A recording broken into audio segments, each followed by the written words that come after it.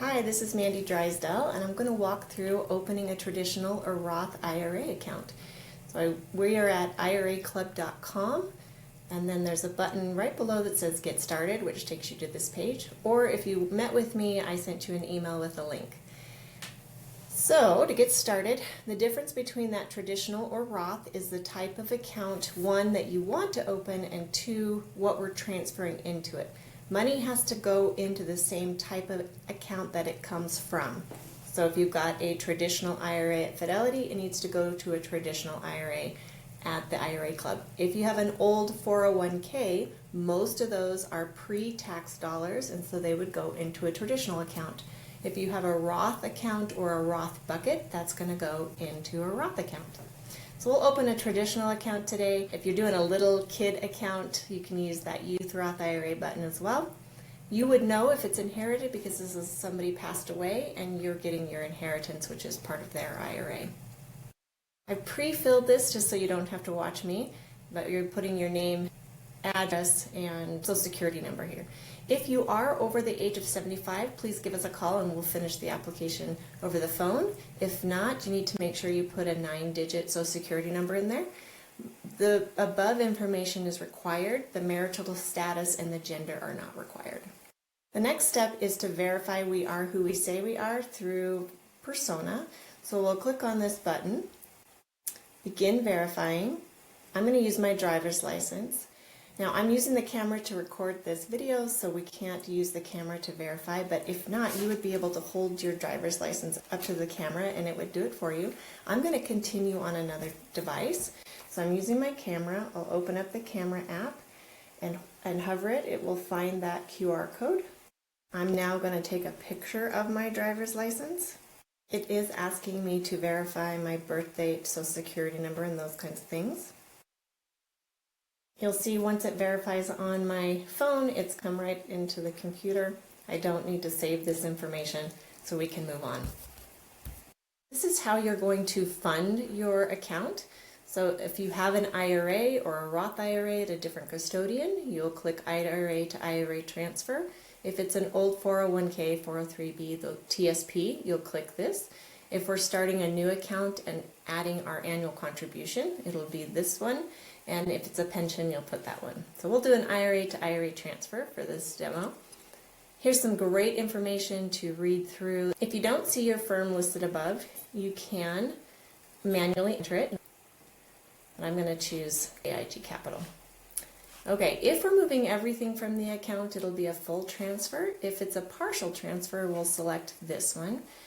The positions is not available at this time. We're working on it, so it should be up in the future, but right now everything needs to be in cash, which means that you will call your current IRA account and liquidate. And we do talk about that above in here and the verbiage to use. We always want to make sure we include our $500 minimum balance. So if I'm doing a $50,000 investment, I'd actually want to move over $50,500 because the $500 is not included in the investment value. It's on top of that. So I'll put $50,500 in just as our example today.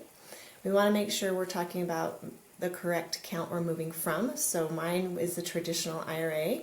So I'm going to click traditional. If I was opening a Roth or a SEP or something like that, I want to make sure I'm adjusting this button.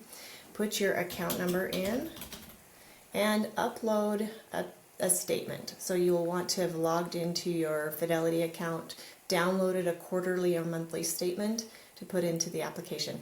This is important because we're just verifying the correct type of account is being opened. So we're looking to verify the account number, the custodian, the account type, so that we don't have any troubles.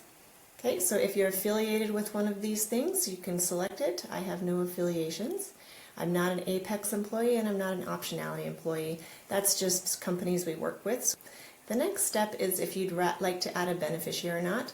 We highly recommend saying yes, because if you pass away, we want to make sure the money is going somewhere. So the required information here is your beneficiary, first name, last name, date of birth, relationship to the account owner. So who are you giving the money to? Is it your spouse? Is it your child? And what percentage? So you are able to add multiple beneficiaries into this form and divide it up by percentage-wise. You can also put a trust in. So if you want to put the trust name in, you just fill a lot of these required blanks with trust. So the trust name would go here, the word trust would go in the second box, the origination date is here, and usually a trust will have a trust account number. You can put that in as the social security number. The relationship is again trust, and how much of it is going to the trust, because you can divide that up as well, so it would be most likely 100%. I'm going to select no and move on to the next step.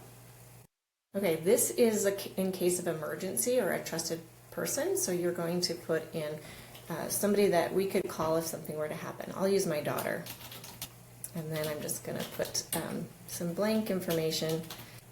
Okay, moving on to the next step. This is third-party access. Third-party access is used for communication purposes. It grants somebody, either a financial advisor, a spouse, or the sponsor that you're coming from, access to be able to talk to us about your account. It gives them no financial authority, so if somebody were to call in and say, I want to take money out of this account, we won't do that. But it does let us say, yes, the account is open, yes, it is funded, so it just makes communication a little bit smoother as the process goes from opening the account to funding your investment. If you do want to grant third-party access, we really just need the name and any other information you have.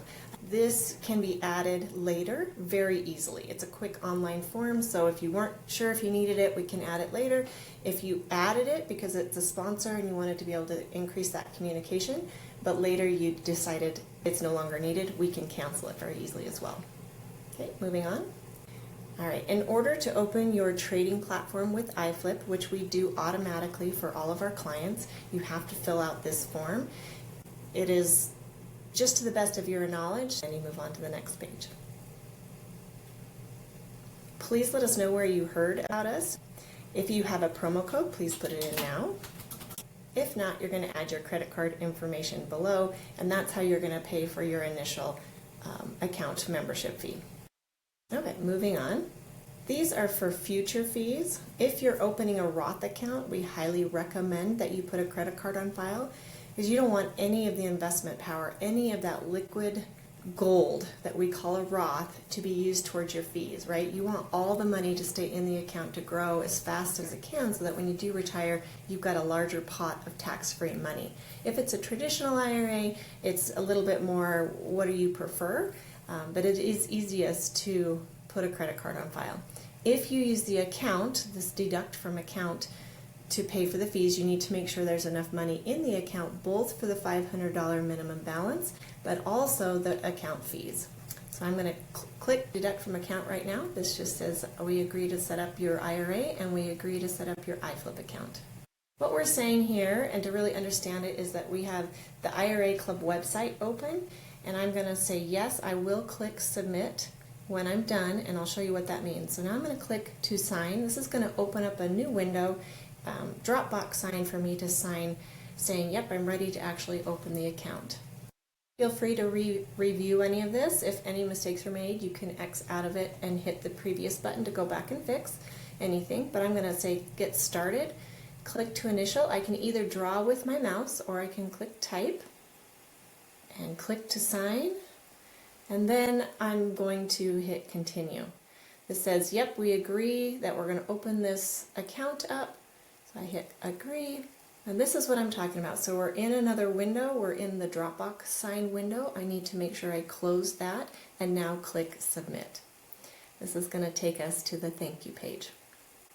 It's really important that we take this final step. We need to schedule a call with your new account specialist, because they're going to go over your account number, what your next steps are, answer any questions. It's very, very important.